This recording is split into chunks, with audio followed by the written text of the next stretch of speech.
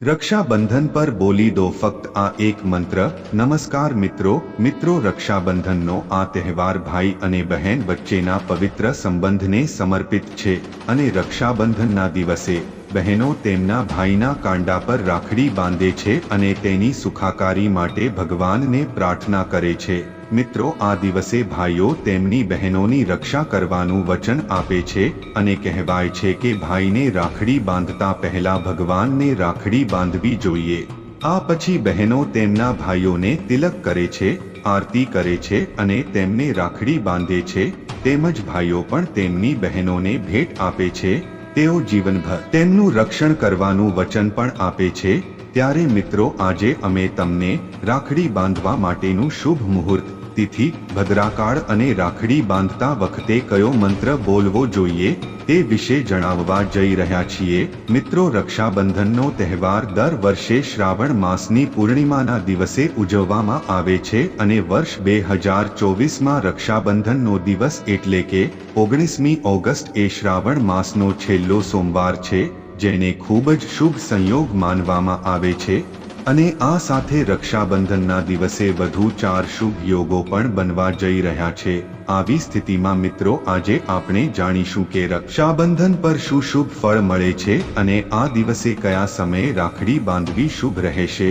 મિત્રો, આ શુભ યોગોમાં ઉજવાશે રક્ષાબંધનનો તહેવાર એટલે કે રક્ષાબંધનના દિવસે સર્વાંગી સિદ્ધિ, કીર્તિ, સૌભાગ્ય અને સૌંદર્યનો યોગ રહેશે।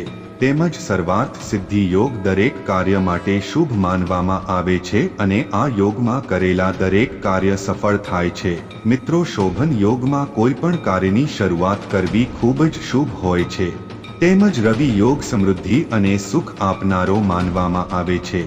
તેથી સૌભાગ્ય યોગના નામ પરથી સ્પષ્ટ થાય છે કે તેનું અસ્તિત્વ શુભ છે। કેમ કે મિત્રો, સૌભાગ્ય યોગમાં શુભ કાર્ય કરવાથી જીવનમાં નવી તકો મળે છે અને સફળતા મળે છે।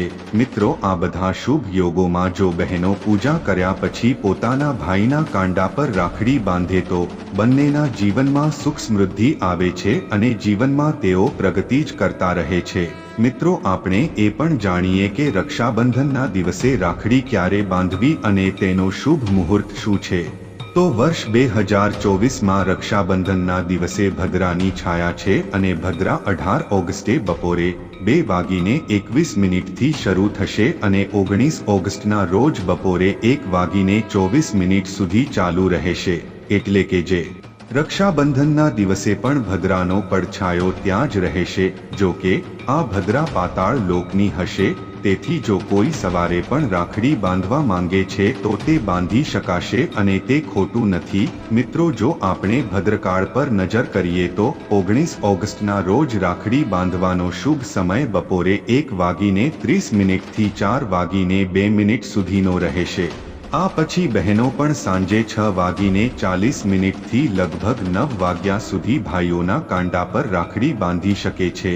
તેમજ રાખડીના દિવસે ભાઈના કાંડા પર રાખડી બાંધતી વખતે બહેનોએ થાળીમાં રોલી, હળદર, ઘીનો દીવો, અક્ષત, ફળ, ફૂલ, મીઠાઈ અને રક્ષાસૂત્ર એટલે કે રાખડી અવશ્ય રાખવી જોઈએ।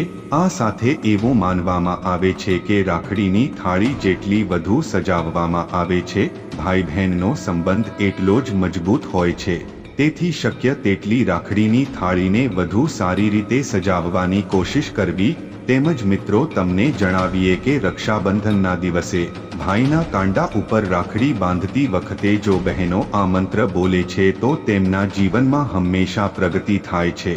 તેથી બહેનોએ રાખડી બાંધતી વખતે આ મંત્રનો પાઠ જરૂર કરવો જોઈએ। મિત્રો, રાખડી બાંધવાનો મંત્ર આ પ્રમાણે છે: ઓમ યેન બધ્ધો બલિ રાજા દાનવેન્દ્રો મહાબળ તેન ત્વાંભી બઘનામી રક્ષે માં ચલ। મિત્રો, મંત્રનો અર્થ એ થાય છે કે જે રક્ષાસૂત્રથી મહાન શક્તિશાળી દાનવેન્દ્ર રાજા બલિને બાંધવામાં આવ્યા હતા, એ રક્ષાસૂત્રથી હું તમને બાંધું છે, જે તમારી રક્ષા કરશે। હે રક્ષે એટલે કે રક્ષાસૂત્ર, તું હંમેશા રક્ષા કરજે। તો મિત્રો, આજના વિડીયોમાં બસ આટલું જ। જો તમને વિડીયો પસંદ આવ્યો હોય અને માહિતી સારી લાગી હોય તો વિડીયોને વધુમાં વધુ શેર કરજો તેમજ લાઈક કરજો અને ચેનલ પર નવા હોવ તો ચેનલને સબસ્ક્રાઇબ કરીને કોમેન્ટ બોક્સમાં જય માતા લક્ષ્મી ચોક્કસથી લખજો. જય માતાજી. હર હર મહાદેવ.